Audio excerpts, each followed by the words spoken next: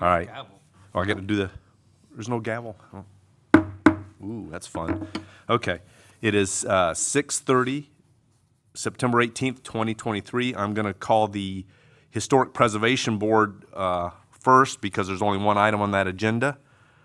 And if we'll all stand for the Pledge of Allegiance. I pledge allegiance to the flag of the United States of America and to the republic for which it stands, one nation, under God, indivisible, with liberty and justice for all. All right, Christie, if you do a roll call. Donald Alderman. I'm here. Brad Riddle. Here. Tim Bolliger is absent. Steve Tapanis. Here. Mark Bertacci. Here. Okay. If you guys had a chance to go over the previous meeting's minutes, I need a motion on those. I make a motion that we accept last month's meeting minutes. I second. All in favor, say aye. Aye. Any opposed, say nay. Passes 4-0. Okay, the first item up for bid is bid. We're going to be bidding on this now. Okay, is Z23-000051, Certificate of Appropriateness Awnings for Watershed Restaurant. What do you got on us for that? So they are adding 2 awnings to the watershed, so they want to perk it up a little outside in that area where they all sit and dine. The color is going to be brown, and they will still be required to get their permit from the building department, so it will have engineering and all that. So you're basically looking at the colors, where it's going. It's not going to be too visible from the road just because it is in that patio area where, it's a little behind, but staff has no issues with what they're proposing, so we are recommending approval on this one. Okay. Is there anyone here to speak on that? No? Any discussion up here? Wasn't there originally an awning over that door that they took down during construction, if I'm correct? Don't know off the top of my head if there was. I know it used to be a CarQuest building, so I don't know if they had an awning then. I thought they had a silver awning on it or a gray. They could have. So he took it down for the construction and he's just wanting to replace it basically, right? Different color, yeah. It's not silver here. It's going to be that brown color that matches the building.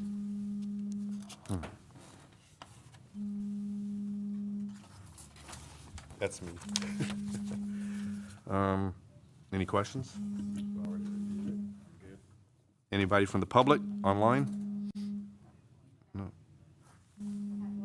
Yes, and just give your name. I'm Jennifer.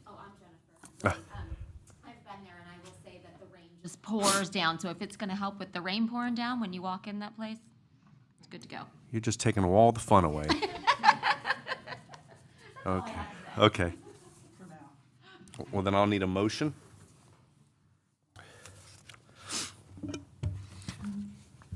Motion to pass Z23-000051, awnings for Watershed Restaurant. I second it. Got a first and a second. Any more discussion? Christie? Brad Riddle. Yes. Steve Tapanis. Yes. Mark Bertacci. Yes. Donald Alderman. Yes. Motion passes 4-0. I need a motion to close the meeting. I make a motion that we close the historic board. I second. All in favor say aye. Aye. Aye. Any opposed? Nay? Nope. Okay, we're good. 4-0. All right, I'm now calling to order the High Springs Planning Board Commission meeting, September 18th, 2023 at 6:35 p.m. First item up is resolution number PB/CUP space 23-01, request for conditional use permit for vape shop. What do we got on this? This is, as you said, a conditional use permit. Mr. Walker, do we have to swear everybody in for this one? Okay. Yes, this will be a quasi-judicial proceeding, so anyone that is here and intends to speak this evening on either of these 2 items, if you'll stand up and raise your right hand, please. Do you swear or affirm to tell the whole truth and nothing but the truth? Yes. remain standing for just a second. You put your hands down, and we'll start with Ashley. Just for the record, we'll announce everybody's name. We'll just kind of walk around the room that way. So Ashley Stathatos first. Ashley and Mike. Ashley Stathatos. And I'm Kristen Adkins. I'm Daniel Deal. Jacqueline Davis. Joe Nelson. Bobby Nelson. Jennifer Lee. Devin Chaudhry. Thank you, Mr. Chair. All the witnesses. Thank you, Mr. Chair. All the witnesses have been sworn, and so we're ready to proceed. We'll start with council members to determine if there is any ex parte communications. You guys have any? None for me. None for me. Any ex parte communications on either of these two matters this evening? I do know one of them personally. Me and Christy we were talking, and she doesn't, Angela sent up paperwork to see if I need to be excused, but I didn't financially have any gain or any. If you learned of, well, first of all, anything that you know about this that would affect your decision or any specific conversations that you've had about these particular permits, you should put that on the record now, number one. And then number two, you should say if your personal relationship or anything that you learned outside of the hearing affects your ability to be unbiased, or will you apply the information that you receive here this evening, along with whatever outside knowledge you have, in an unbiased fashion so that you can make a decision based upon what you hear? No, exactly. So with that response, Mr. Chair, my assessment, he has no personal gain in the matter, no pecuniary gain, no personal financial gain in the matter. He knows one of the applicants, so he can talk about that further if we need to, but he hasn't had any personal conversation about this matter with the applicant. Talked to Christie a little bit about it, about should he recuse himself, but nothing is indicating to me that he needs to recuse himself from the vote. Thank you. Anybody else on that? Of course, that's a personal decision for you. If you decide that you want to do it, then it's your decision to do it. You have to file a form that, Yeah, and that's the form that Christy brought up. yeah. Um, It's a totally up to you to decide what to do. That right? Okay. All right, Christy, go ahead. This is a conditional use permit for a vape store to be located at where Alice's was. When you review conditional uses, you look at that criteria that I included in your staff reports, that 1 through 8, that has some general requirements for reviewing and approving them. Since this is a developed site, there's a couple in there that we already know it meets, such as ingress, egress, drainage, because this is a developed site. There's already a building, already parking, all of that. On this item, you do see commercial uses of this intensity along 441, so you see things like the gas station or Cheers Liquor, things like that where it's an intensive use. However, we do have a concern about the potential compatibility between the vape store and the park that is directly adjacent. So that is something for you to consider, whether you believe it to be compatible or not. So you will be reviewing on those 1 through 8. Okay. If I can just add to it, in staff's review of the 1 through 8, they met all of them. The one that they only partially met had to do with buffering, and they can't do anything else because the site's already there, and they agreed to do increased landscaping. So the 2 remaining were based on compatibility, and then the other is health and welfare was number 8. Health and welfare is a little subjective. And, you can look at vaping 2 ways. Some people hold the ideology that it helps you get off Regular cigarettes. cigarettes and stuff, which has more harmful chemicals. Other people hold the ideology that, well, it's a starter to other things. So it's so subjective. Staff felt like we should be getting into that argument and felt like the focus, again, like in several other meeting should be on compatibility. So, and again, those businesses, there are several businesses along 441 that you could consider are compatible, but the difference is this is across from a park. Right. And so that's for y'all to decide if you think that it's compatible use with all those things taken into consideration. There is one in the Winn-Dixie Shopping Plaza, and it's directly across the street from a church, correct? Where there is So there is a tobacco smoke shop within the Winn-Dixie Plaza. It came in before the change in our code that made this a conditional use. So they were allowed by right and were allowed to be there. And they're over a certain amount of feet away from the church because the liquor store just had. because of the parking lot size. Right. Is there anyone here to talk on this?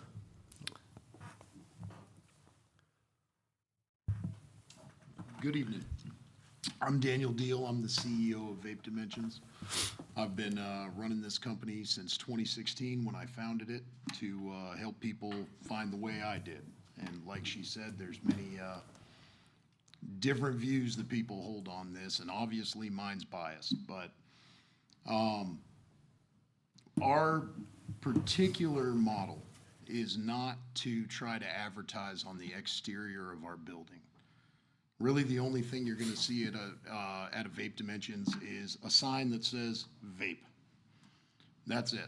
We don't market the products we sell on our windows and doors and in yard signs. And the reason why is because we don't know who those are targeting. We don't want to perpetuate the problem with these young folks procuring our products through other means and using them illicitly. So at Vape Dimensions, we're extremely strict on ID. There's not a single person that comes in that does not get registered into our system as a customer. So we keep track of what they purchase. We keep track of, warranties, all that stuff with their personal information. So, folks, this is a very different procedure than I've seen anywhere else. So I'm a little off guard. I've been trying to prepare for it the best I can. But we are really excited to come to High Springs. I do have 3 other locations, as I might have mentioned. I do have one in Gainesville, one in Alachua, and one in Lake City. So we are very conscious of the neighbors around us. We do not wish to inflict vape on people that don't want to be exposed to it, but we are pushing there for the people that we feel we need to be there for. So if you guys have any questions. Well, you don't have to worry about being prepared. It's just question and answer, and we're just talking. So, any Understood. questions, guys? Yeah, I have a question. Just in response to your comment, like the procedure being different from in other situations, I mean, what were the procedures in the other 3 cases? I mean, that makes this one different. Well, we didn't have to go through any of these steps. That's what I'm saying. It's just a different procedure. I didn't mean to seem like I was complaining or anything. No. It's just different. So. Yeah. And, I understand High Springs is a different kind of town. I've lived in this county most of my life. And High Springs is one of my most beloved places because it's home to the Springs. I take my children there, I go there, and I'm so upset with the way that that's turned out. And as I'm sure some of you guys are. And I do care about this community. I just want to help people quit smoking. And, I get a lot of flack for saying that, but I quit a 15-year habit like that. I tried everything, hypnotism to Chantix. It didn't matter. None of that stuff worked. It wasn't supposed to work. God decided this was my path. Daniel, how would you keep, let's say there's an event across the street in the park. How would you prevent those kids from coming into that store? Well, it's very clear on every door, 21 and up only allowed. This is a 21 and up only facility. Sometimes people want to bring their kids in, things like that. I see those little porches out front. I was thinking maybe those could be a little space that, hey, kids sit here or kids sit in the car. So if they don't look old enough and you card them and they're under 21, you're asked to leave. Well, I would like to add, we card everybody that comes in the Okay. store that we don't know or that is not a registered customer. Okay. So it's a requirement of sale to have an ID. I have a question, I guess, maybe for Christie. You had mentioned that the existing vape shop was started before the change of our codes. So like vape shops were specifically included in some other category where a conditional use was required? So it And was. it wasn't before? Our only entry in the code was tobacco store, and it was existing in our code. It's been there a long time, and it was by right. So they didn't have to go through conditional use. All they would have to do is a site plan if it's not an existing building. If it's an existing building, they would just need to get their business license and all that. So when it was, when we last updated the allowable uses table, we turned it into tobacco/vape. So that, you know, if somebody wanted just a vape store, it wouldn't fall under tobacco. And then we also had changed it to be a conditional use. So they do have to go through the conditional use process before they can have the use. It's no longer by right. Okay. And then just at the risk of asking the obvious, the conditions are specifically these enumerated 1 through 8? Yes, it's the 1 through 8. They have to meet those conditions in order to be approved, but you can interpret it. The information we give you, you can interpret and say, I do think it meets this, or I don't think it meets this. It is up to you on those 1 through 8. And your advisory, so it does go to commission, and commission has final say. Do you have any CBD oils there? Yes, sir, we do. We carry them in vape format.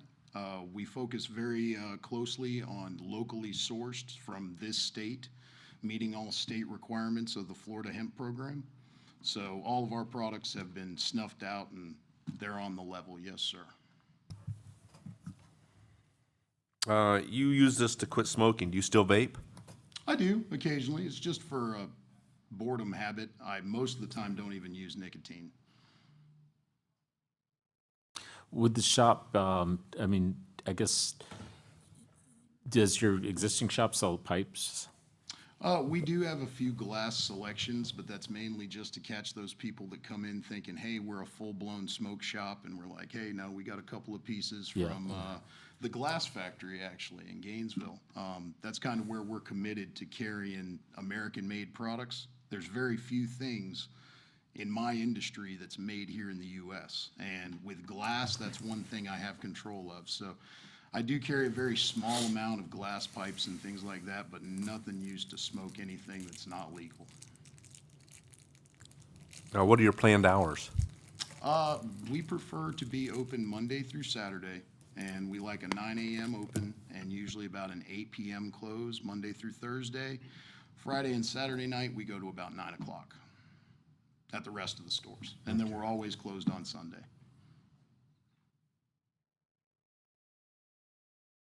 Any more questions up here? In the comments that, with the application, it said a member of yours purchased the restaurant and has leased the space to Vape Dimensions. Is that more like, did you sign a lease, or? Absolutely.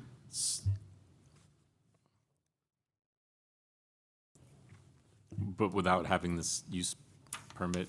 It was kind of a requirement in order to begin this process. I believe the paperwork that the city was asking for in the application, the number one thing they wanted was a completed lease. So we did put our provisions in there so that the lease, if there were any issues, we could always take a recourse. Got it. Sorry. So we did not require a lease. What we required was proof of ownership. So when they first applied, it was still under Alice's name, and we had no proof that they were able to apply for this. So we had to have something showing that the owner of the property, whether it be their family member or Alice's, it did change hands, but we had to have proof. So we had to have the deed that showed that they had that. And then whoever the owner was, if it wasn't them, the owner had to give permission for them to apply. So it's not that we needed a signed lease. We would just need at that point a letter that states, I, the owner, allow them to seek this on my behalf. Relatedly, and I hope this is not getting off the subject, but let's say he was the owner, or the family bought it for this business. Could they have been under contract and showed you a contract saying, hey, we're under contract and we're doing our due diligence and we're going to buy this if we get approved? All they would actually have to do is have, so if Alice's still owned it, they could have a letter from Alice's owners, whoever they were, that stated they could seek it on their behalf. You can always get something rolling without owning it. You just Okay. have to have the owner give their blessing. You can't just seek something for someone else that you Okay. don't own. Got it, thank you. For Christie, real quick. That contentious marquee sign, is that going away now? E-sign. That so Alice the- had there, that everybody was always complaining about?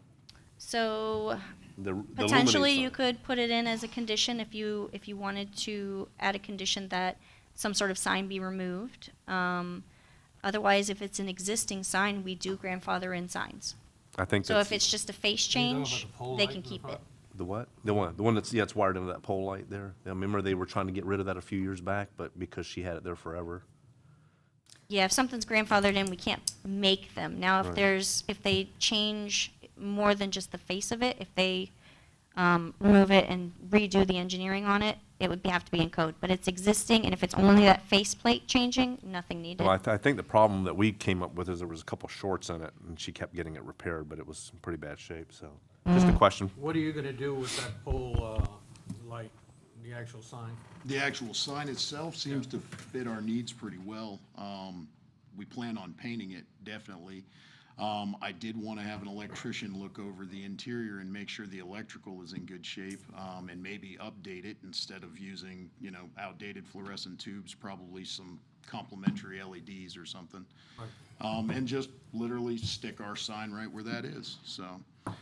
As to the marquee on the bottom, I mean, we haven't put a whole lot of thought into it, that they have to put the friendly, happy promotional things every week. I mean, that's kind of what my thoughts were, is I was like, man, we could put a little blessing on there every couple of weeks and maybe get on Twitter, Make somebody's day, Okay. but Are you gonna have your sign illuminated after hours?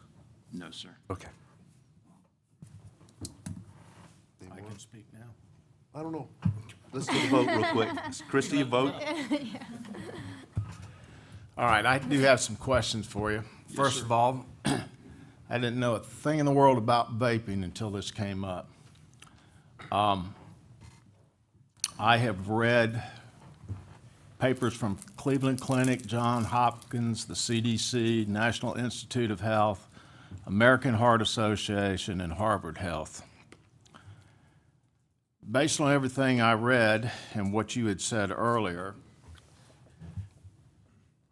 pretty much all of them do cite that, yes, people do claim that it does help them kick the habit of smoking. So my question for you is, under section 11.0902, general standards for approval, on number 8, the proposed conditional use will not interfere with or adversely affect the health, safety, or welfare of the surrounding community area. And your response to that was, we are all about health, safety, and welfare of the surrounding community. Our children are growing up here. Well, I'm glad to hear that, but my question is, based on all this I read and spent hours, I don't see a health benefit from this at all. Well, So can you explain that to me? What health benefit comes from vaping? Well, I'm not a doctor or a scientist, but I can tell you, I've been doing this myself for 13 years. And all I've seen is health improvement. I do not strain to breathe to walk upstairs. I do not have issues holding my breath for long periods of time. My doctor can't even tell that I ever smoked. I have seen it. I don't know how many folks you guys know that have quit smoking by any other means, but I do know thousands of people. I've built a big business on it. A lot of the people that I helped start vaping, get off of cigarettes to vaping, quit vaping too. There's 5,000 additional chemicals in those cigarettes. There's something they're doing to it. Why is it the only chemical on the planet that we can't give nicotine gum and they're fine. Why do we have to come this far? Why do we have to get into this vapor technology? That's my argument. How come we can give a heroin addict methadone and they're fine, but we can't give nicotine to a smoker and it works? So all my experience is just that. It's my experience. And I understand that other people are nervous and freaked out about this kind of new technology that's come along. But other parts of the world have fully embraced vaping. The United Kingdom, and if you look it up, the Royal College of Physicians, which is their equivalent to the Surgeon General, in 2018, or 2016 and in 2018, both released their reports on the national health and safety of vaping. And they concluded that 95%, at 95% safer, at least 95% safer than combustible tobacco. And now they're even at a point where they have vape shops inside of hospitals where you're allowed to vape, but you're not allowed to smoke. I think we're a little behind on this because there's a lot of money at stake. If people don't get sick over the next 30 years from smoking-related illnesses at the rates they predicted, that's trillions of dollars that's going to be lost by Big Pharma in 40 years. I mean, companies like that, they don't look 10 years ahead, they don't look 5 years ahead, they look 40. And this really bothers them. But at that, I will actually surrender that to my mother. Here you go. This is my mother, Jackie. I'm Jackie Davis, and I'm a former registered nurse, former hospice nurse, and worked at Shands and all that. But there's two big differences between smoking and vaping. Smoking is a product of combustion. You're lighting something on fire that has gunpowder and what is it, flame retardant, formaldehyde, and carbon monoxide. And when I show people my vape, I said, this is my tea kettle. This is something that we take a liquid that's made of 3 medical grade ingredients. It's a liquid, we put it in here and we warm it to a vapor. And there's no products of combustion in it. And one of the things just that I've noticed personally, that when we have older people that really have lung impairment and stuff, their doctors are trying to tell them to quit. Like a little old lady, she did so much better. You know, she still had that hand to mouth, but what it is was the carbon monoxide. Carbon monoxide kills people because it's a competitor for the oxygen. Every hemoglobin circulating in the body can take up 4 things of oxygen. Well, when you have CO2 in there, maybe you get 2 things of oxygen circulating to your heart, circulating to your brain. But when I have a person vaping, there's no carbon monoxide. And they get all 4. They get plenty of oxygen to their lungs, plenty more to their brain, and they have more energy. And we had one fellow who was 2 pack a day smoker, and he went into he had a respiratory doctor, and he went in. He was one of the few that could just pick it up and walk away and never smoke again.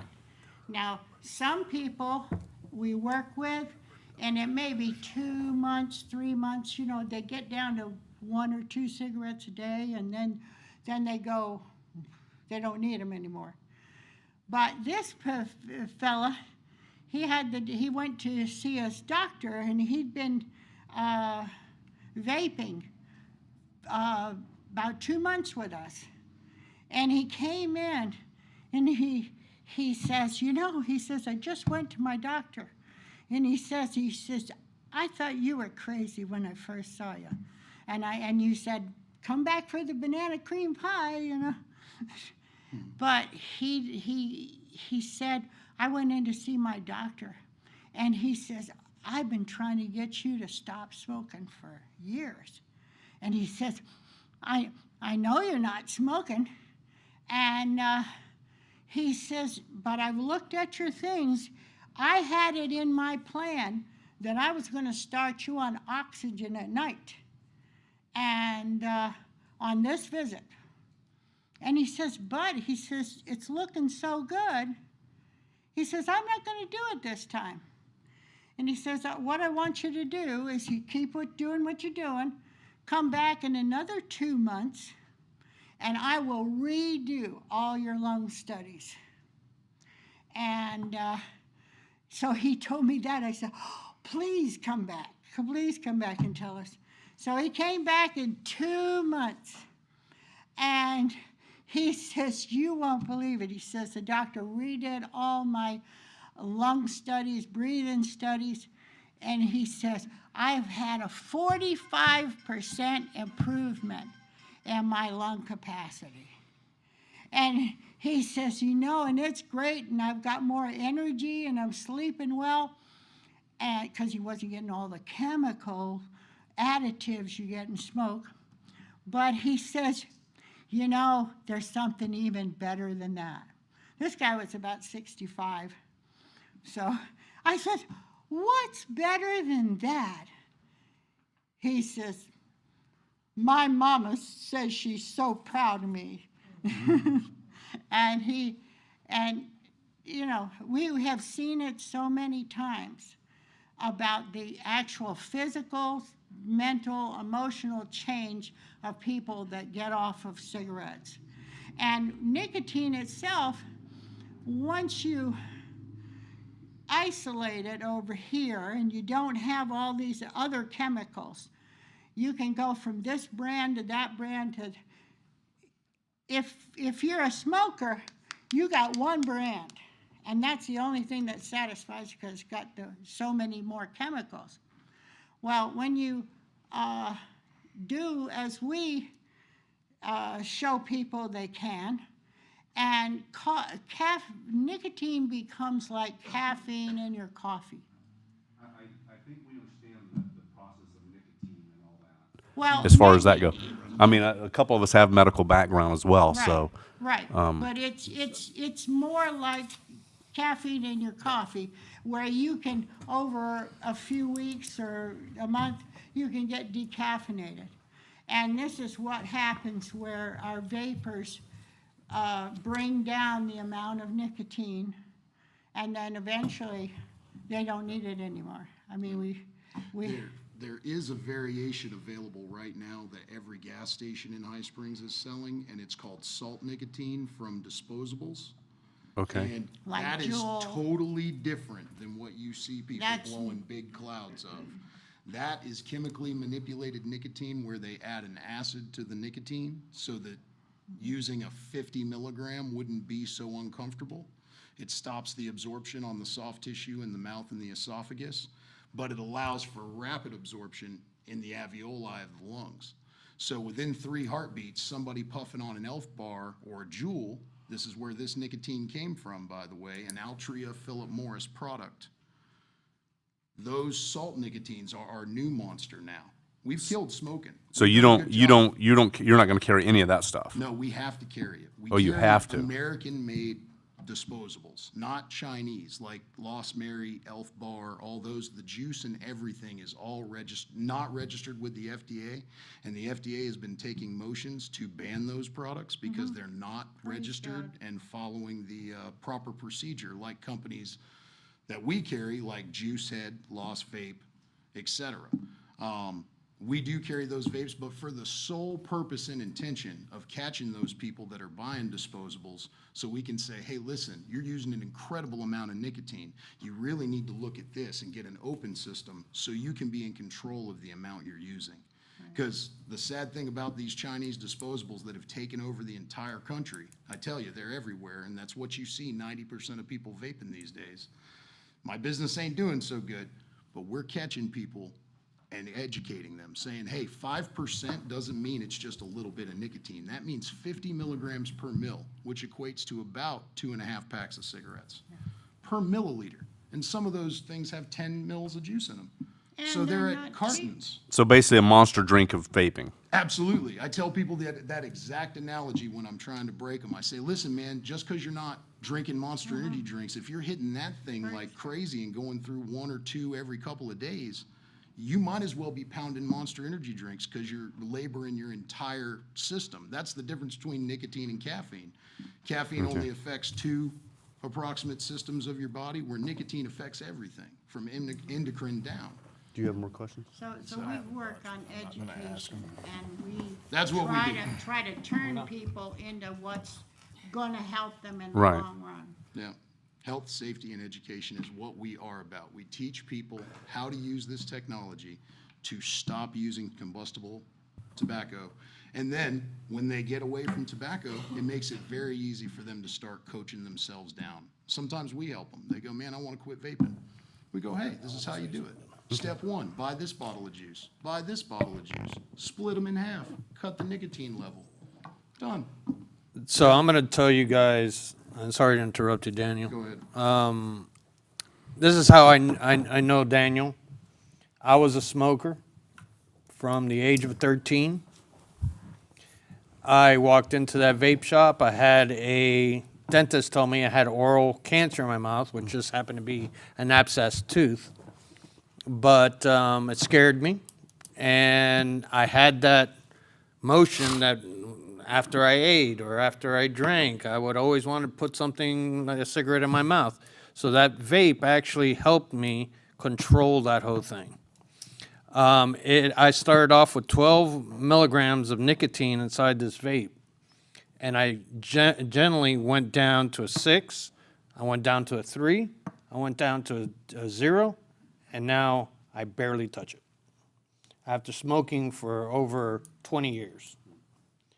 So I personally know the difference between and what products these things are and stuff, so.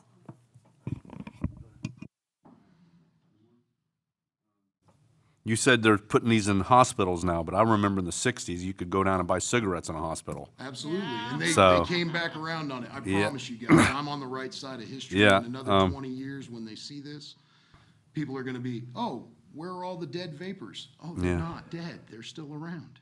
And my wife used to be a bad smoker, and she quit, but I just from quitting gave her energy and more lung capacity. I mean, she's doing so much better When you're not the 25 one, years you're- later. But she quit cold turkey herself, is what she did. So, Yes, sir. Praise God.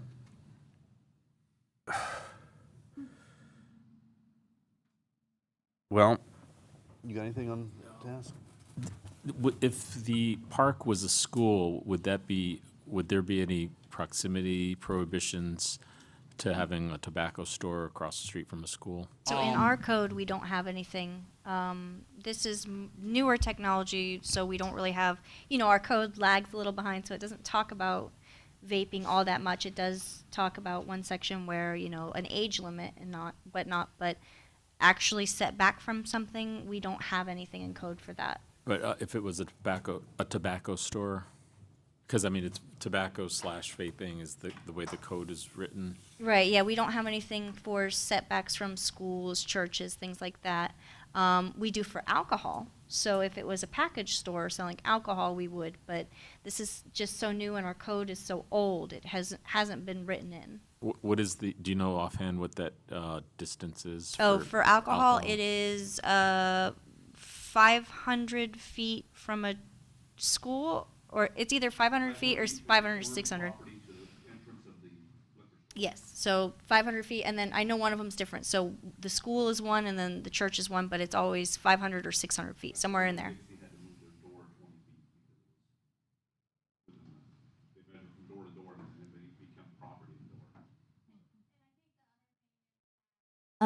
The reason we did conditional use permit was because, there's not kind of a standard that all cities are doing right now. And so we didn't want to be kind of the guinea pig by putting something like that in place yet, because so many people look at the vaping differently. And so that's why we went the conditional use permit route. Is there any checks and balances for some of your customers buying stuff for kids and stuff right across the street? There's no, Straw buying is absolutely illegal. I mean, other than it being illegal, I mean, it's just like liquor, you know, when I was a kid, I could talk someone into go in and buy me a six-pack, so.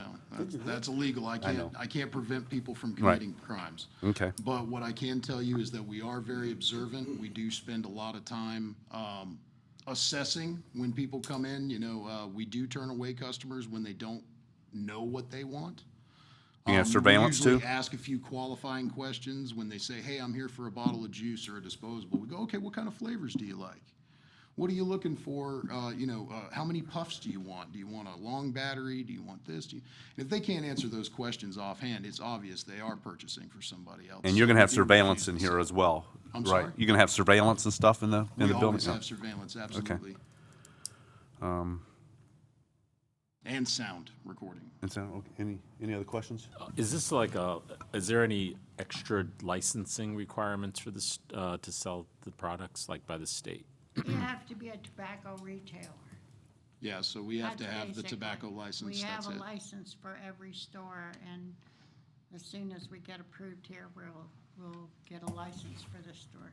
And there is another license, but we do not require it because we keep our numbers underneath a certain amount. But actually, to sell CBD edibles in the state of Florida, and to have more than 12 square feet of shelving, including any drink coolers, you have to have what's called a Florida hemp permit, which we were seeking a couple years back, but then we decided that the quantity of the products, the quantity of quality products that were out there, we could fit on a 12 square foot shelf.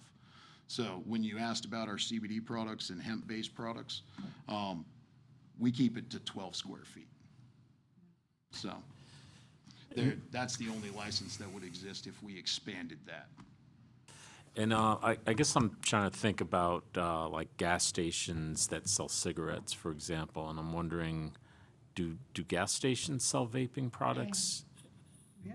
Well, currently, they're not selling the type, well, there may be a few, but we sell all vaping products. We have all the devices to catch the spectrum of people.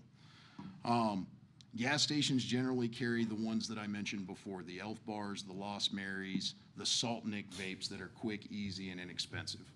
And those, like I told you guys, I said my business isn't doing so great with the larger devices, but it's because these disposables have taken over. And people don't understand. They're tricking them. They're saying, oh, it's only 5%. And then, you know, when folks would come in and say, hey, I want a 3 milligram, Dan, a 3, a 6, a 6. They see 5 and they go, oh, that's right in between. So no big deal, when they don't realize that it's actually 50 milligrams per mil, not 6 milligrams or 3 milligrams per mil. So those are sold at every gas station. I can verify that. I've been to every gas station in town, and absolutely every single one of them sells them. And Kangaroo just brought back their entire line of flavored vapes as well. Christie or Ashley, I got a question. If we approve this and they later on want to do edibles, do they have to come back through here, or can they? I need to, do you know what's in our schedule of uses as far as what that's I believe we actually concerned? have. I mean, once Let they're me look at established and it. they do it, do We they? do have something, I believe we added it as tobacco, vape, and CBD, but let me double check on the wording. It There's so many new is- types of stores, we have to keep changing our schedule. of Why aren't uses. you ahead of the codes? I'm sorry if it seems like we just try to find out what's, She's been working on the budget.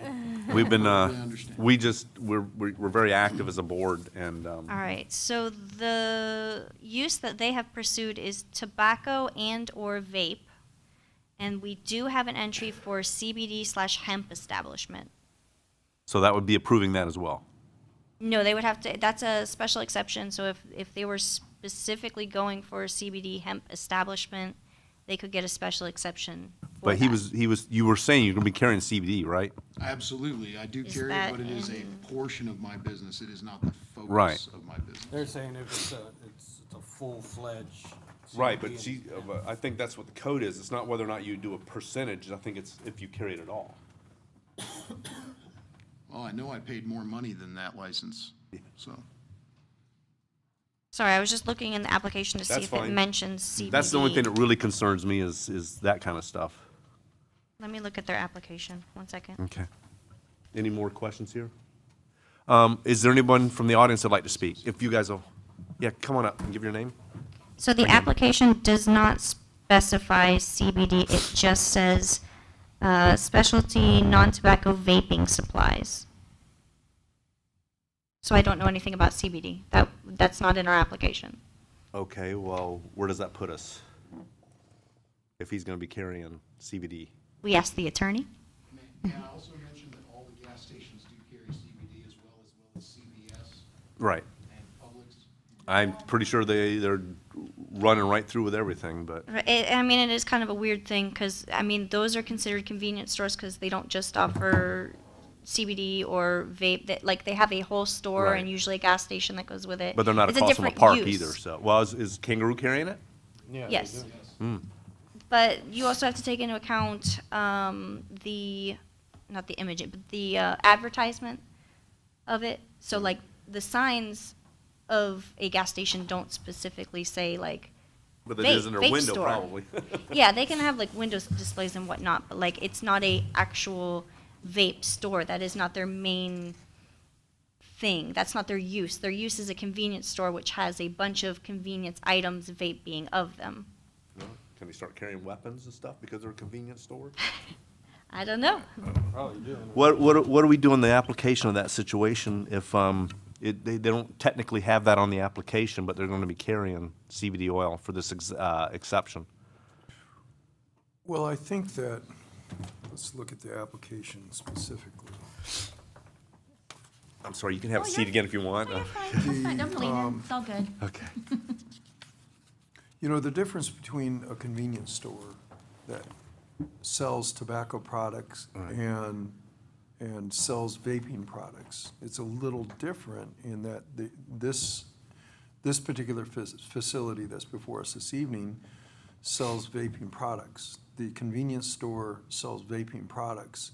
It's a little different because there's also consumption. My understanding of this business is there's consumption of the vaping products as well, and within that, there is the CBD oils. So that's where we're at.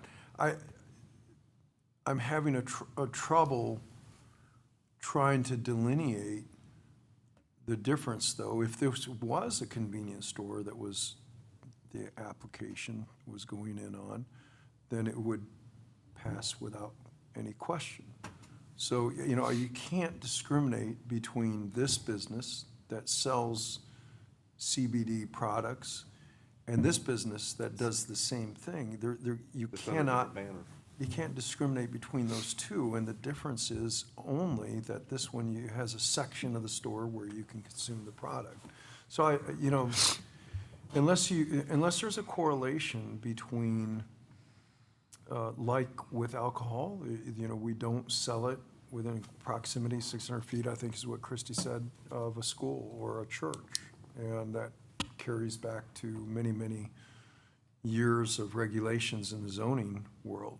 But our zoning regulations haven't caught up with that, period, like alcohol. And I don't know that this product, I'm not a vapor, so I don't know the intimate details of what it is, but I don't know that there's a correlation between consumption of alcohol and consumption of a vaping product either. So it's just, you know, I think we're between where the regulations are, where they're going, but where it sits right now, I'm having trouble from a legal standpoint saying, okay, if this is a convenience store selling the product, it would sail through without any question. Because it's a standalone vape shop, how is that different than the convenience store, other than the consumption of the product on the premises? She's been saying. All right, Well, I'll just start with that. That was kind of, I feel like maybe you guys. Can I get your name for the record? I'm sorry. Jennifer Lee. I feel like maybe you guys are confusing CBD with THC. Just my personal opinion. I know hardly anything about it, just like he said. THC is what makes you high. CBD does not. Winn-Dixie sells CBD. I mean, CBD is, I mean, not Avon, but CBD is everywhere. I think maybe where the confusion is lying is whether it's a medical marijuana store or, if they're going to have THC in their products, then that's where we really have an issue.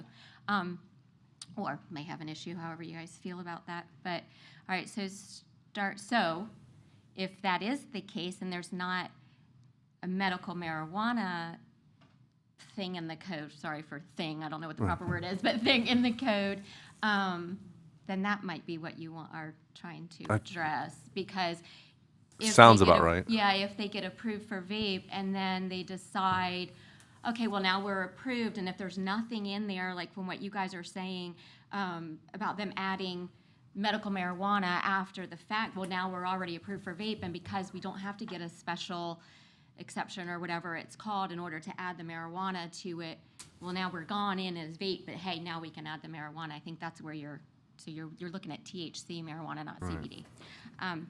Okay, so to get to what I actually Go ahead. here to say was, so I'm a former teacher.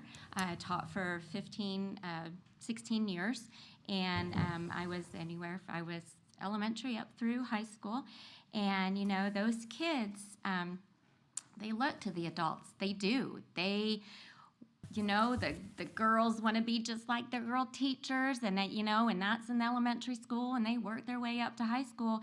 And those kids that are all playing on that ball field are going to see, the public going into that place. And, it's granted, they're not allowed in there, but they see it. They see the comings and goings. They're going to see the lights. They're going to see all the advertisement.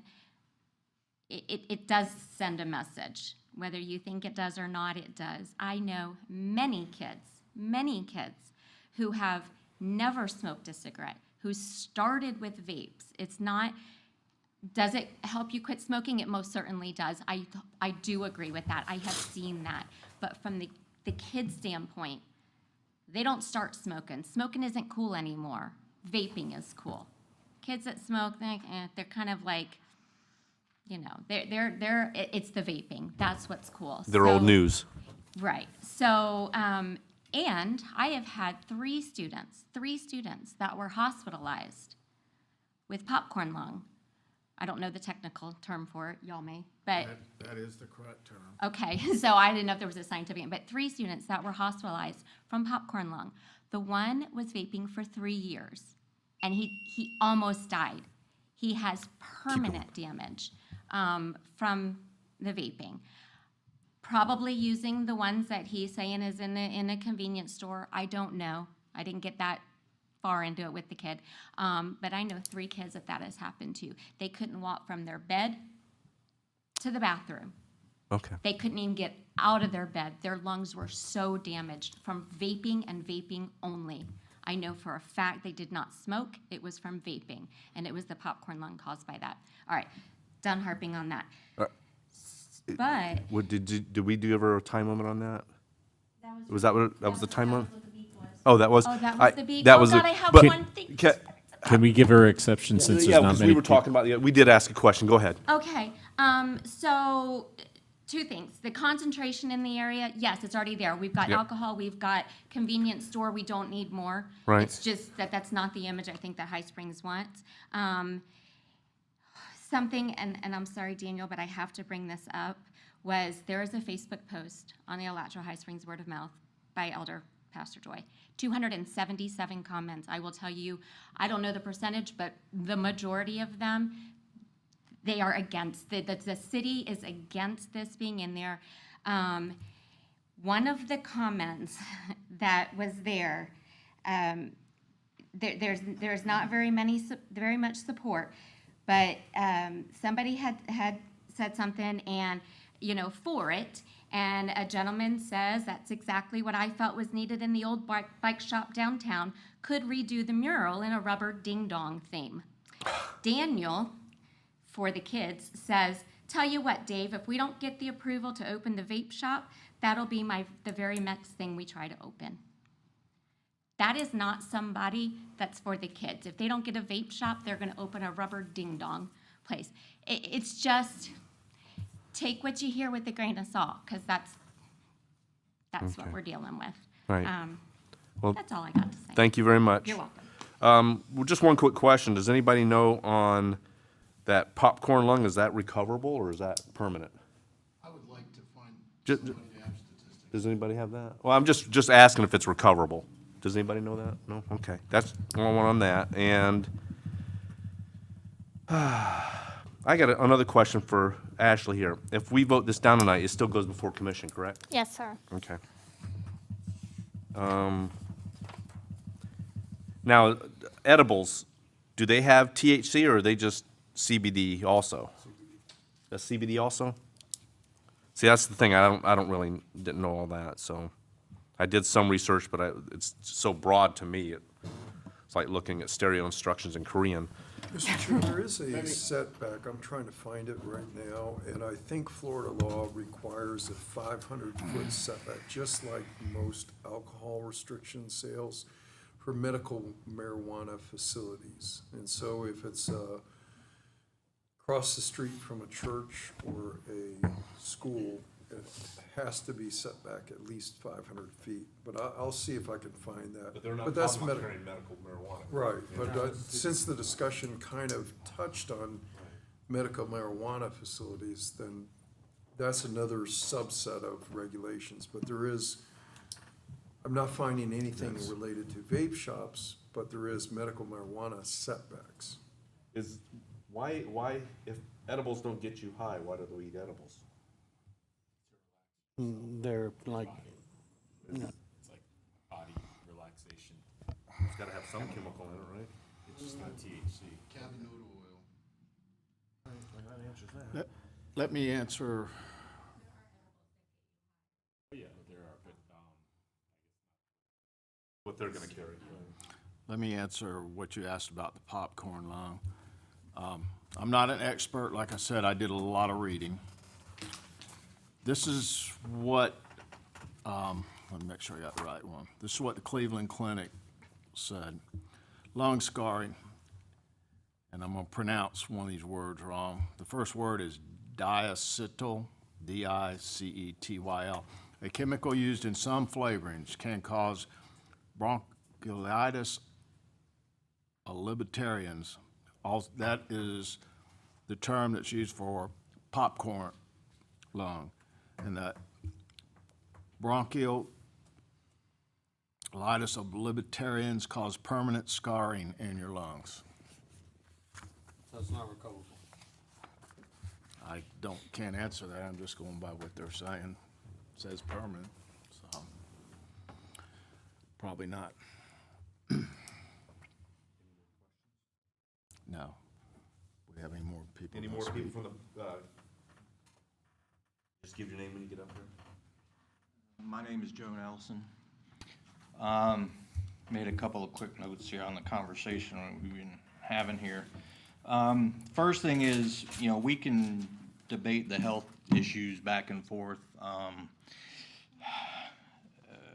Years ago, smoking was okay, and then they find out it kills you.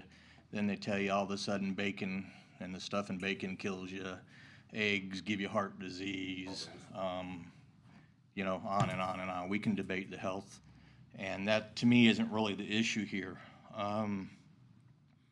My concern is, and the vaping, maybe it helps stop the smoking, maybe it doesn't.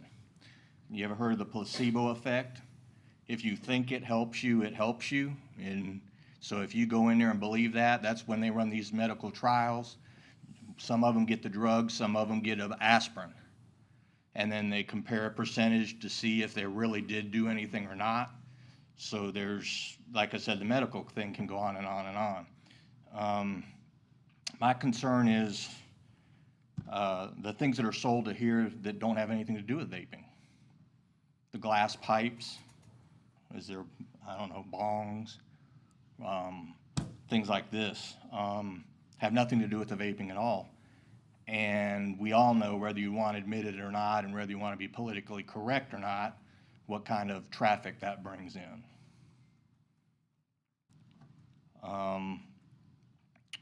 The facility, he's correct.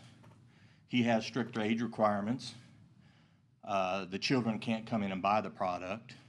But just like somebody up here said the same thing, when you were a kid who didn't go to the liquor store and somebody went in and bought it for him, bought him a beer or whatever the heck, that happens. And he can't control that. But in a way, it's facilitated because that business is there. So that's another thing that is a byproduct, do we want to call that, from the business being there, that we don't want, we don't need in the area. And the other thing is, Jennifer said it also, but just the exposure to the kids across the street playing soccer and football and baseball, the frisbee, all that stuff, just the exposure to it, if the kids see it, it's okay. And I don't know that it's okay. And I think it's something that, you know, needs to be considered for the children being exposed to this. Okay, thank you. I'm looking at it this way. I mean, convenience stores are totally unregulated. It's obvious from what we're seeing, and they appear to sell unregulated worse stuff than what this store would sell. But I still have a problem with the situation being across from the park. I just don't know how to get around those two items to me, so. Any more questions? No, is there anybody else? Anybody else want to speak? No. Come on up. I'm Bobby Nelson. They've already spoke to some of what I had to say as well, but like they were saying, Mr. Daniel said that he has stores in Alachua, Lake City, and Gainesville. Well, to me, the difference in those places are, that's not High Springs.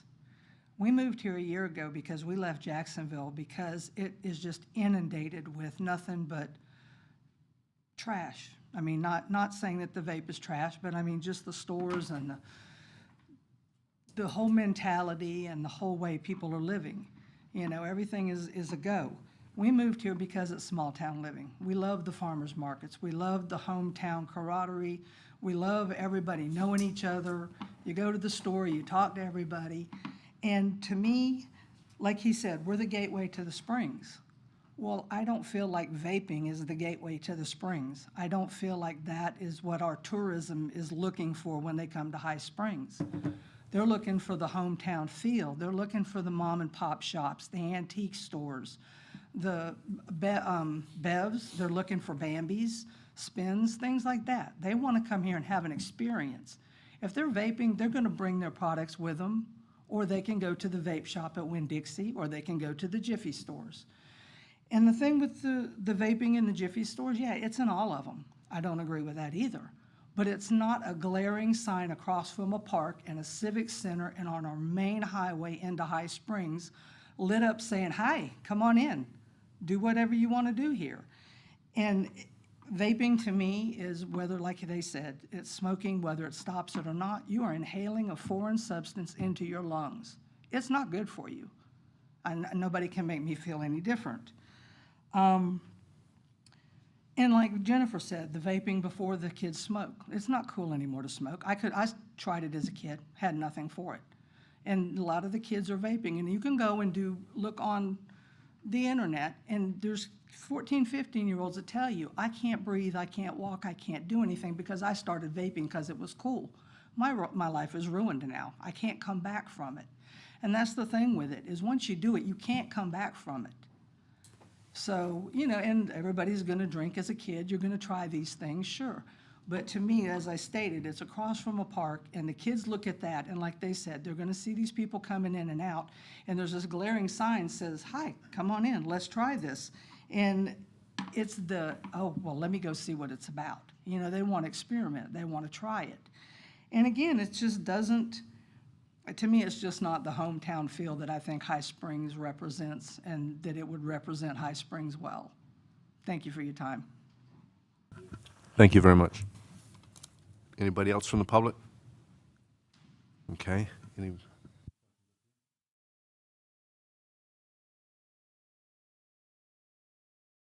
I need a motion.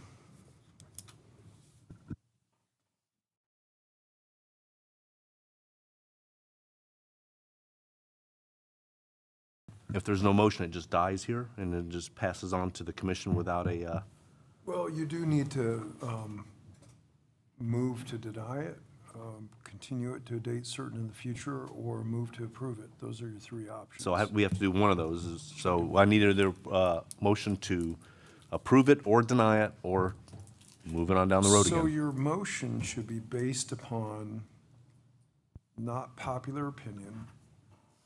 You know, what is health, safety, welfare is somewhat subjective, but you should listen to your planners, both Christie and Ashley, and, you know, they've set forth the regulations that you have and the conditions that you have. And you should look at the surrounding areas. And I think there's been good conversation about where this product is sold in convenience stores or in Winn-Dixie's or the like.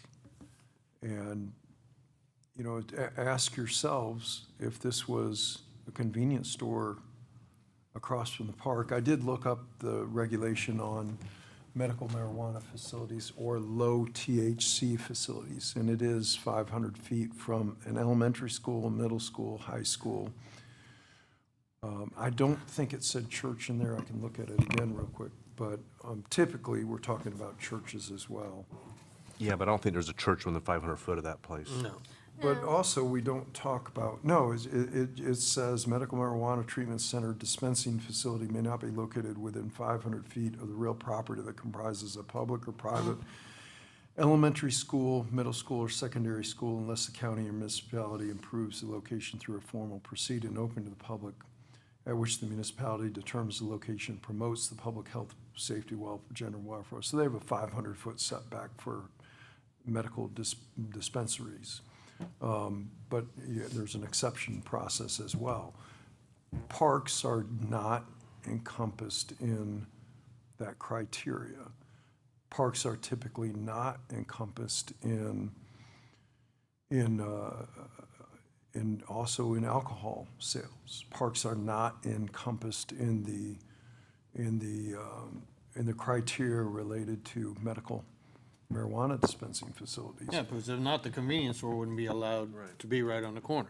So the correlation between if a child sees vaping products sold here, which when I go by almost every convenience store now, there is a vaping product sold here, CBD product sold here. The correlation between that and that somehow creates a use in a child, that data seems to be lacking from a technical planning standpoint. I haven't heard a planner say that. I haven't heard any data say that. It doesn't prohibit citizens getting up and saying that. That's certainly their opinion, and they are in a democratic process. They are entitled to say that. But there doesn't seem to be any professional opinion-based data before you that says you cannot do that because there is a park next door. So from a legal standpoint, that's what I'm trying to center in on. What does our code say? What does the state statutes say? What are the uses? And try to give you the best guidance I can from a legal standpoint. And when you're looking at it as a board, you have to not look at it from an emotional standpoint. You have to look at it from, okay, what does the law require or restrict, or what is the responsibilities of the law? And that's the best I can do for you. What's staff recommendation on this? I knew you were gonna do that. Basically, we had just said that we weren't going to make a recommendation to you. We wanted to lay out those facts for you and what you needed to review it by, and we were leaving it to you to make that determination of whether it Oh, fit that's that. very nice. Well, it might be helpful if you do want me to start going down the 8 again to refresh your Well, memory. the question, and I think we understand that the fact is it meets all the laws. And the attorney just explained that there's no park involved in that, which would be my major concern. But he did say it is still subjective. And the whole point of being Well- subjective is, Okay, so the reason why it's so, go ahead. it can't even come here for a conditional use permit if it doesn't meet the use requirements. Okay, so that means it wouldn't even, because if it didn't meet the basic use, then it would just have nothing on the schedule of uses, so it wouldn't be an option. So the fact that there's a conditional use associated with it, it still means it has to meet the base zoning. So again, they have 8 conditions. I won't go through all of them, but, you know, in staffs, I do just want to briefly we looked at number 1 and there wasn't anything as far as, you know, property values or anything. There wasn't anything technically, because we looked at it from that technical standpoint. You know, the character and existing land use patterns in the surrounding area, you know, I think that's like what you consider surrounding. The use is along there. I think, you know, staff's opinions, what the city attorney is saying is absolutely correct. But, you know, the reason it's schools, you know, they say the 500 foot from schools and everything, so that's children. So it still doesn't negate the fact that parks is children. You know, so I don't think, and the conditional use doesn't say that you have to go buy the same thing as medical marijuana. Our code says, is it consistent with the character of existing land use patterns in the surrounding area? Yeah, so along 441, they have those along 4041. Is the safe bet to go, you know, with the park? I mean, that's for you to decide if you want to factor in the park or not. But, you know, it would be safer if there was a school across from it, you know, then that's safer to go, okay, there's a school, it meets the similar conditions as this other for the state, you know, now we need to deny it. So the park is a little bit more of a gray area. Would you agree with that? So it doesn't increase traffic. It meets 3. There's no issue with drainage, you know, off-street parking. You know, I already said the screening and buffering really isn't an issue. It meets the requirements of the zoning district. Lighting is not an issue. So again, you're back to what we said before, 2 and 8. You know, if you think it's compatible or not. There is a big argument to make for compatibility with the uses on 441. There's still a park across from it. So our code doesn't stipulate if it has to be a school or a park or, you know, what. That's why it's conditional. That's why you're here, for y'all to make those decisions. The health, safety, or welfare, I'm still back to that is subjective. But you can find technical, you've found technical papers that say it's not healthy, but then there's also, you know, statements that it helps some people in some instances and other people, you know, it can be harmful. Like it is true that there are teenagers, you know, that are getting hooked and starting that way without having done tobacco products ahead of time. It is also true that people are getting off of tobacco products because of vaping. So, I mean, that's kind of why y'all exist, is so that y'all as a board make the decision what you think. Because I will say there's compatibility along 441, absolutely. But I'm not going to sit there and negate that you act like there's not a park there, because there is a park there with children. You know, just as, you know, the reason the 500 feet is, you know, in state statute for the medical marijuana is the elementary schools is because of children. So at least that's what I have to think makes sense. So they never could carry anything that carries THC without violating state statute. Well, the state statute says elementary schools, middle schools, and secondary, so that. But not that's for the parks. restriction, But not for parks. So if they- you approve this, they could technically come back later and still carry They THC. could, that would be within the realm of possibility. And no matter what we do here, it still goes before commission. But again, do they need an extra permit for THC products? Because what he's carrying now is CBD products. Well, I Right. think you could make that, so let's talk about that just for a second, because C3, the zoning district is intended to accommodate more intense commercial activities that typically require large land areas to access high-volume traffic corridors. Multifamily, attached, single-family, mobile home parks are also permitted. Detached, single-family, and duplexes may be permitted as accessory uses. Then we go over to conditional uses, and conditional uses are not allowed as a matter of right, which is what Ashley was telling you just a moment ago, in a zoning district, but are allowed only upon a determination by the city commission that such use is in accordance with the standards specifically prescribed in this code. Conditional uses are designated by the letter C. So you could put as a part of your condition, no THC, a medical marijuana dispensary is not allowed at this particular facility, because it's a conditional use. So what Ashley was saying just a minute ago is if it's used by right, you really have no say-so. So your determination is, are we gonna zone this residential or commercial? And if there's a high and intense commercial use corridor along 441, that's where our high intensive retail should be.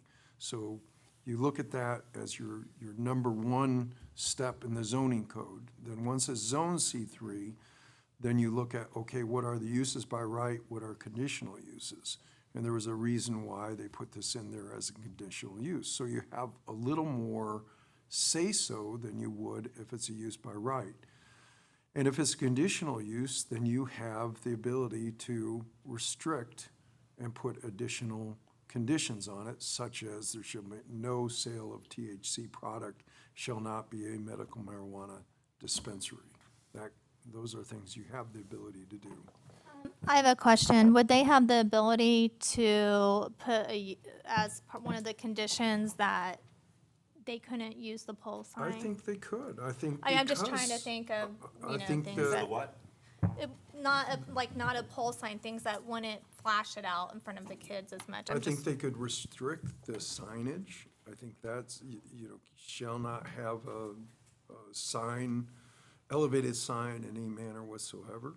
I think there's a lot of things that you can do because you're in a conditional use environment that you wouldn't be able to do otherwise. This is supposed to be an easy night. Yeah. But if, they're still number 8. but if we put a restriction on this, it still has to go before commission. They can strip that restriction if they wanted to. They could, or they could add to it too. That's the other, they can go either way. That's Now- exactly right. If, let's say we did do something like that, put a restriction on no THC, and in 2 years they wanted to do it, they still have the right to come before us and ask for another conditional use. Correct. Couldn't they put in their restriction that they want to do it, they have to come back or something? I think if you put the restriction, they would have to. They can't just say, well, whatever. I mean, if you put that in there. Well, this isn't gonna be an easy motion. Can I make a motion? Yeah. All right, let me do it. Yeah, I'd motion to deny the application. And I would base, if I could just add to it, I just think that, we can't, I personally don't ignore the 277 comments that came in, because that goes to the character and appropriateness of this use in the neighborhood and the community. And I think if we're talking about conditional use to me means subjective. Like, there's 8 considerations, but I think in this case, there's a lot of subjective say and weight. And I just kind of feel like, based on the comments and the summary of the comments that came in online, that it's not in accordance and not consistent with this particular block of 441, notwithstanding the other businesses in the area. And, it goes to the fact that vape is in the name of the business. It's like a medical marijuana shop calling Weed Central. I mean, it's subtle, but it's there. It's vape, So for that reason, I would make motion to deny the application.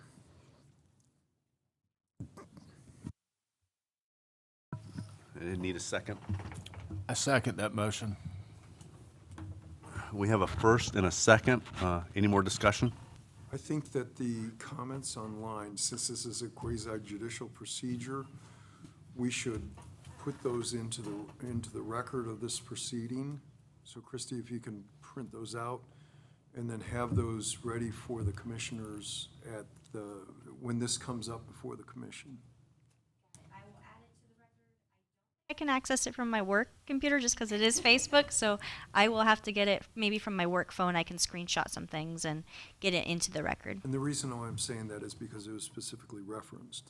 Now, is it okay? Does it have to be a screenshot, or can I type it out verbatim of the name I and would what they said? Screenshot it. Screenshot, And our okay. office has I think we have a program that allows you to screenshot it very easily. You don't have to screenshot it and do it all. Gotcha. I'll see if I can log in here. It may or may not be blocked, and then I'll just screenshot. I know there were at least 3 posts that I know of. 2 were today, and I don't think they had comments, but I will still screenshot them in case it's one of the ones that you looked at. And I do know of the one that had 200 something, so I will screenshot them all. Is this on the Kevin can city probably Facebook help. page? It is not on the city Facebook. It is on the.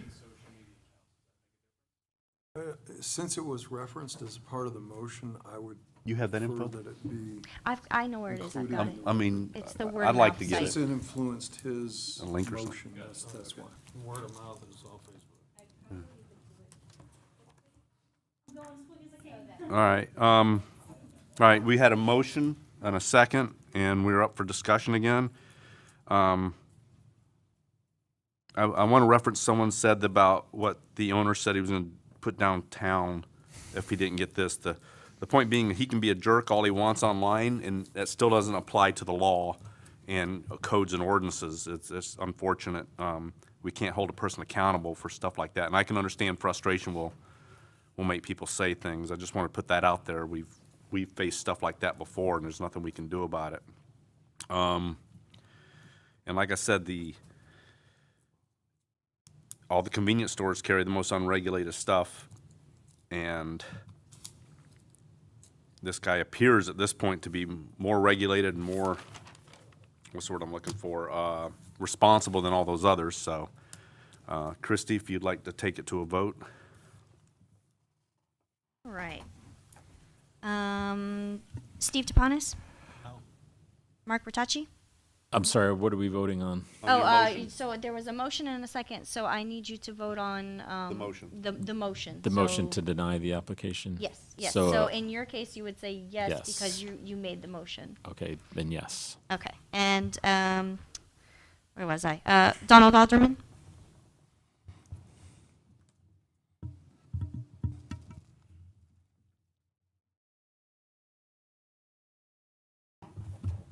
Yes.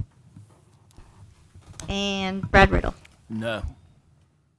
I mean, yes. You mean yes, Excuse me. because you were the second, I yes. Okay, so apologize. that is a 3-1 with Steve against. So motion carries, sorry. And I would just like to add something. The motion that's been put forward, I think it would have been better regulating it than denying the application. For the fact is, you still have a convenience store directly across the street from this, selling basically the same products, or even worse ones. We could have regulated the signage on the building, so it's not that flashy. But we are trying to promote businesses coming here to High Springs, and this is not the right way to do it. Well, they do get to go before commission. Yeah. And like I said, that at least this gets them there instead of a hung. Correct. If we were to be split, they'd be stuck here. So by now, they can at least take it to the commission. So it does go to commission on Monday, the 25th, because the normal meeting was shifted from the 28th to the 25th because of budget items. So Right. it is next Monday. So I will be compiling all this and giving it to them as part of their packet. So they will have the comments, which I'm attempting to screenshot, and, your recommended motion on it. Okay. And anybody that, I tell this to every meeting we have, please go to commission meetings for everything. I mean, we are bound by certain things and they aren't nearly as much. So I thank you for being here for that, and I guess it's on for the next item. The next item is Resolution PB/CUP space 23-02, a request for conditional use permit for tobacco vape shop. Where's this one located? Would you like me to take this one over? I can give you Yes, some go info. right ahead. Okay, so it is located at what is called Gator Plaza. So it's an existing shopping center that has some different shops in it. We've got it up on the map up there if you want to see where it's at. Similar to the first one, that it does include vape, but this one also includes tobacco. They have requested tobacco/vape. So they will be carrying different products. Similar to the other one, there are some heavy intensive uses in the area. This one does have better buffering on the site. They are more set back. They've got some landscaping because they are a shopping center already. We do have another potential concern similar to the first one, has to do with children. In the building, there is a daycare within that shopping center.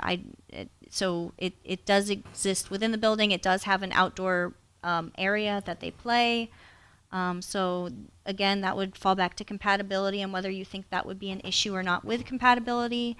But yeah, that's kind of the general gist of where it is. It's still off 441, still commercial, very similar to the first one, just that one little issue of, potential, whether you guys think that should come into play or not. Is there smoking on site? I mean, is like when they say vape, is just buying, or do they actually have a room they smoke and all that stuff? I don't know. Well, I believe the we'll call applicant him is here, up so in a he could minute. answer. Apparently he wants to.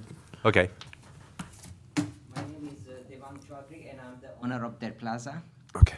So basically I am, before ownership of that plaza, I was owner of the Chevron station on the main street and 441. Okay. For 15 years, from 2003 to 2018. I was the owner, I was the operator, and I was the manager. During my period, while looking to the previous owner description, like I was serving the customer, coming the small kids from the park, from the civic center. I was serving the customer coming from across the street from school. So basically, I was during the break time, during their whenever the school is over or before their parents taking them to the school. So I was serving the parents along with the kids sometime. And basically, the convenience store, what the previous guy said, is basically sell more than what basically the vape store is asking for. So C-store basically carry CBD, they carry the vape, they carry tobacco, they carry alcohol, and they carry some chips and other candies and other things.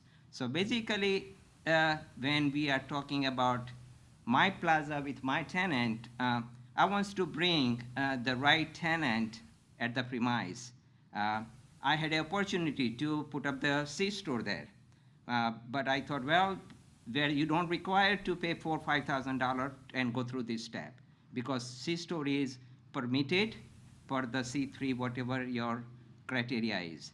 So C-store basically carry everything what vape store carry, along with more items, maybe alcohol, maybe good chips, maybe some drinks. So when I talk about my location, it's like I have a daycare.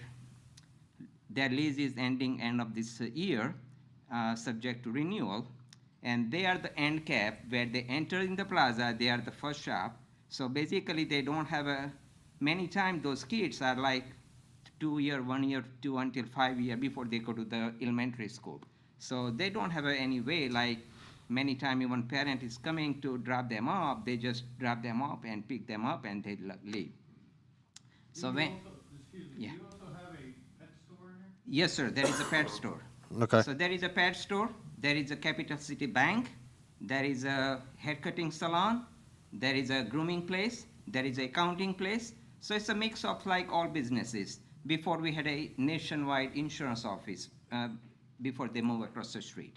So it's a mixed neighbor, mixed businesses, and I rather put the web store tenant there instead of like bringing the C-store where sometimes kids, across the street is the gas station.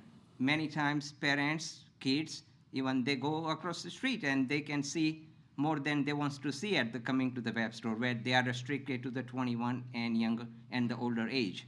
So the point is here, I would strongly suggest my tenant who can follow my guidelines with everything, the signage. There is no on-premises smoking, basically, and they can put wherever we have a sign, our new signage is under work. So basically, they have to follow the city restriction. They have to follow my guidelines, and they have to follow whatever the rules and regulation from the Department of Financial Regulation for the tobacco side. So this is what I am asking from my tenant, and this is what I am applying for myself as a landlord. I got another question for Yes, you. I'm familiar with that shopping center. Is it the one that's down the corridor, or are you renting one of the face? It is facing to the 441. So it's on the front. Used to be an insurance office, nationwide insurance office. So that's right. The corridor's in the middle, the pet store, and then that. Yeah, when you enter in the plaza, when we are going from 441 towards Gainesville, first shop is like, first one is the suite is the number 10, where is the daycare we have. And this is, it used to be number 60, it's the sixth shop when you enter. Right. Yes. And the daycare is basically in first, correct? Toddler below 5 years. Yes, Yeah, sir. so they're not going to be out on their own. No, Okay. sir. And they are fully monitored, fully controlled security with everything with my tenants. So it's fully, they're not gonna just even walk around. Once they leave, parents leave there, they're gonna basically sit there, play there. I guess my only concern with, it's not so much the daycare, it's the pet store. Because you do have older kids going in there to buy a goldfish for the house or whatever. They sell reptiles in there, they sell all kinds of stuff. And is that gonna be something attractive to have that smoke shop literally next building over? Are the proposed owners of the vape shop here? No? No, sir, his wife is in the maternity right now, so he's at the hospital with her. So we can't ask directions like that we did these people at all. So we, won't- I mean, at least they're here But giving basically, responsible answers and yeah, stuff. whatever the previous guy represented it, that's pretty much how the vape shop monitor, and that's how the vape But that's shop work. pretty much, and that's what we and- need more than pretty much. And that is, I mean, I put in under my lease or Right. basically that this is strictly should be the whatever we are talking about right now. Okay, but on certain things, like certain products, I mean, they're here to answer what products they're carrying. Yes, sir.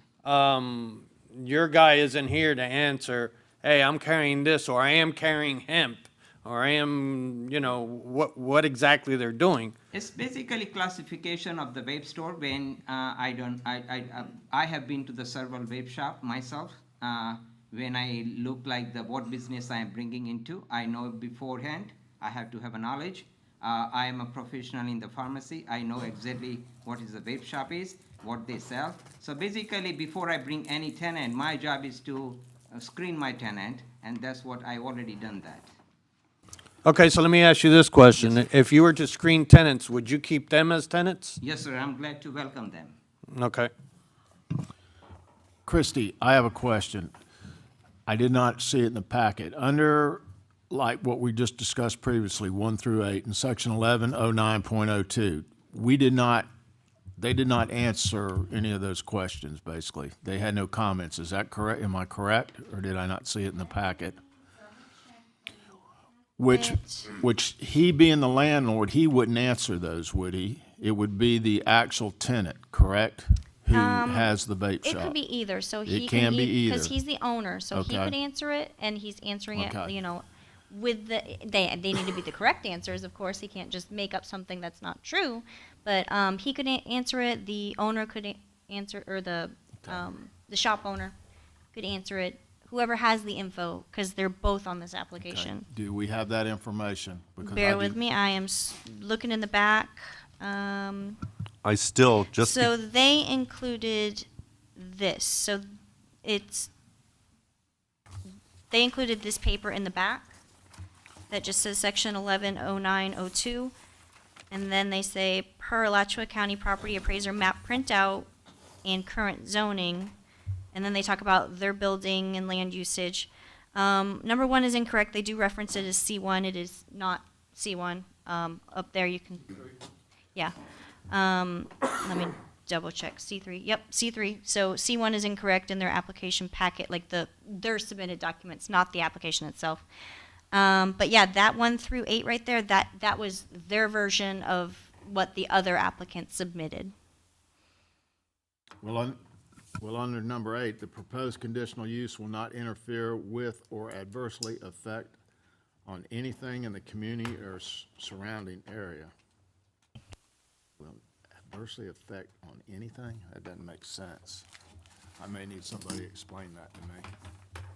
Well, maybe just bad syntax. Well, I mean, I still think I would rather talk to the people that are actually putting, I mean, these people came down here, That's correct. took the scrutiny and stuff, and actually proposed a great item and and explaining everything, and it still was tough for them to do that, and you saw what happened.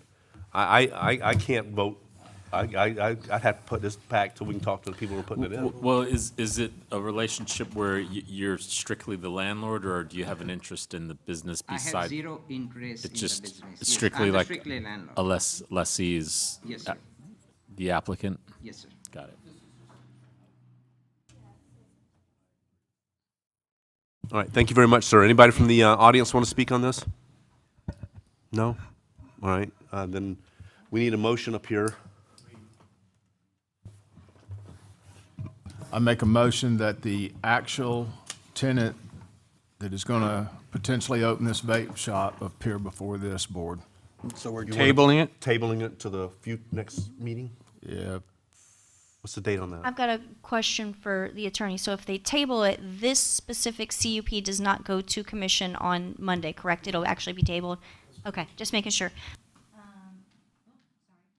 So our next meeting will be October 16th. So you want to table it to October 16th? and I want to add to that motion that we table it to October 16th meeting. So table to October 16th, so the applicant can be present, or the store owner could be present. The The store, the the lease. sto- The leasee. The leasee, yes. Yeah, however you say it.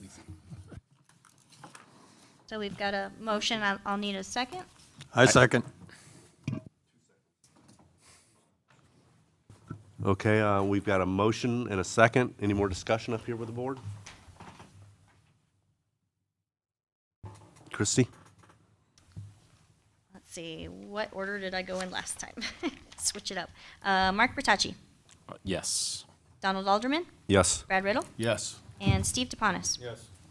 Motion passes 4-0. And that's it. I need a motion for the meeting. What is it, 8:40? Make a motion that 8:09. this meeting be closed. All in favor, say aye. Wait any second. I second the I'm motion. sorry. To adjourn. Oh, I'm going to suspend the motion. We need to also go back and approve the minutes of last meeting. Oh, did we not do that? We did not do that. Hang on.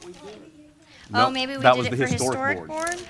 Okay, hang on. Okay, so, Let all me go right. back.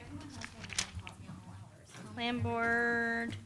You are correct. We did not. See, the old cobwebs touched up here somewhere. What did you do wrong? We did not do the approval of the minutes Yeah, of we last didn't meeting. approve the minutes for the plan board. We did for historic board, so I Right, need a motion for I need the a motion for minutes. the, I motion to approve the minutes from last meeting. I second the motion. all in favor say aye. Aye. Aye. Any opposed, nay? 4-0. All right, now let's do the motion again for the meeting closing. Brad. I'd like to make a motion that we adjourn this meeting this evening. I second the motion. We have first and second. All in favor say aye. Aye. Aye. Any opposed, nay? Nope. All right, this meeting is